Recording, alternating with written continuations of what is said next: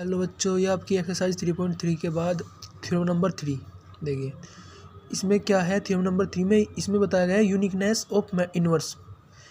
ठीक है, यानी किसी मैट्रिक्स की जब हम इन्वर्स मैट्रिक्स निकालते हैं तो हमेशा वो यूनिक आती है। ठीक है, ऐसा नहीं है कि दो मैट्रिक्स इन्वर्स आ सकती है। तो inverse of A square matrix if it exist, अगर इस किसी स्क्वायर मैट्रिक्स की इन्वर्स मैट्रिक्स एग्जिस्ट कर रही है तो जो इन्वर्स मैट्रिक्स होगी वो यूनिक होगी। ठीक है, तो let start the proof of this theorem.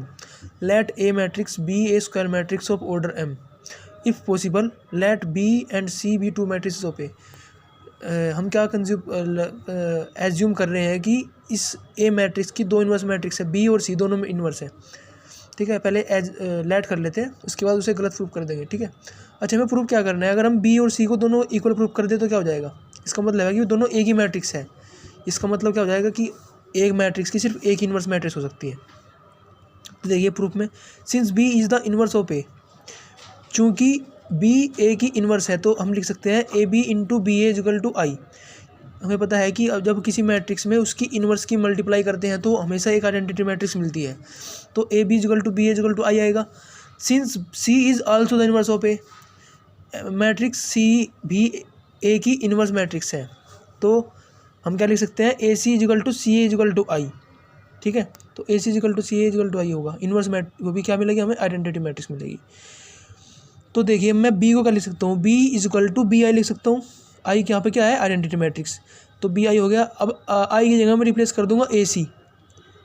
ठीक है, यहाँ से ए सी, यहाँ से ए सी से आई, ए सी इजिकल टू आई है ना, तो आई की जगह ए सी लिख सकता हूँ, ए सी लिख दिया।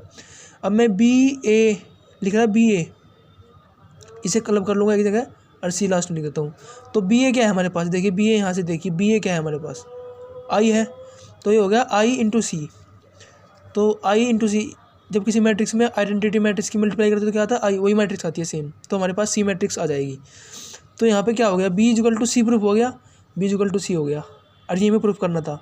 इसका मतलब बी और सी अलग अलग मैट्रिक्स नहीं है, वो सेम मैट्रिक्स है। So we can conclude that a matrix if inverse exist, the inverse of matrix is always unique matrix। ठीक है, किसी इन्वर्स, जब किसी मैट्रिक्स का इन्वर्स निकालेंगे तो जो मैट्रिक्स आएगी वो हमेशा यूनिक आएगी। Now come to the theorem number 4। Theorem number 4 में क्या कह रहा है, if A and B are invertible matrices of same order then A B का पूरे का इन्वर्स निकालना है equal to B inverse into A inverse. तो ये हमें प्रूफ करना है।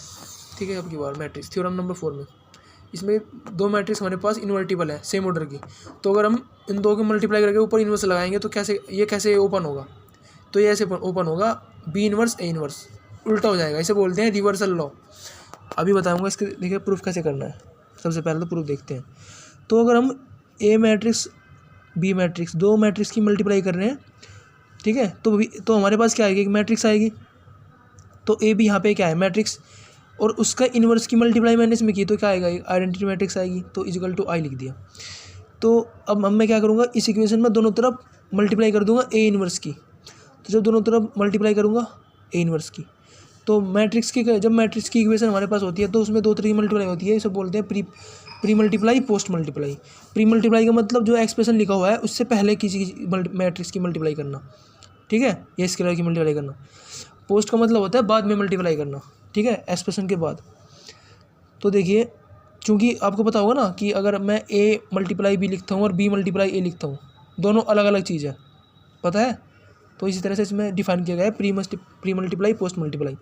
तो देखिए ए इन्वर्स और ए दिख रहा है यहाँ पे, ये आइडेंटिटी मैट्रिक्स आ जाएगी यहाँ पे, तो मैं लिख सकता हूँ आई बी ए बी का पूरे का इन्वर्स, और यहाँ पे A inverse multiply identity matrix, तो ये आ जाएगा ए इन्वर्स। किसी भी मैट्रिक्स में हम अगर आइडेंटिटी मैट्रिक्स की मल्टीप्लाई करते हैं तो वही सेम मैट्रिक्स हमारे पास आ जाती है। उसके बाद हम क्या करेंगे, देखिए यहाँ पे आई बी क्या हो जाएगा, बी ए बी का inverse equal to A inverse. अब क्या करेंगे, now multiply B inverse on both sides. क्या करेंगे, बी इन्वर्स की मल्टीप्लाई दोनों तरफ, तो B inverse B A B के पूरे का inverse equal to A inverse. अब ध्यान से देखिए, मैंने प्री मल्टीप्लाई किया है, प्री मतलब पहले किया है, तो बी इन्वर्स मैंने यहाँ पे लिखा है, इस एक्सप्रेशन से पहले लिखना है, और इधर भी पहले ही लिखना है। ठीक है, बी इनवर्स इसे बोलते हैं प्री मल्टीप्लाई करना। अब देखिए बी इनवर्स बी है, ये बी क्या हो जाएगा, आइडेंटिटी मैट्रिक्स आ जाएगा।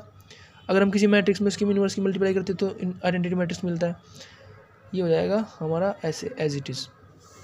अब देखिए ये एक मैट्रिक्स है और ये आइडेंटिटी मैट्रिक्स है, तो इसे एज इट इज़ लिख सकते हैं, ए बी का inverse equal to B inverse A inverse. तो ये हमारा क्या हो गया, प्रूफ हो गया थ्योरम।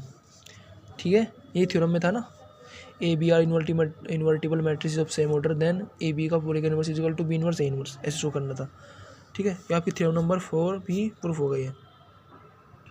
तो थैंक यू। अगर आपको हमारे एनसीईआरटी के जो क्वेश्चंस सॉल्यूशंस अच्छे लग रहे हैं तो please like share and subscribe my channel.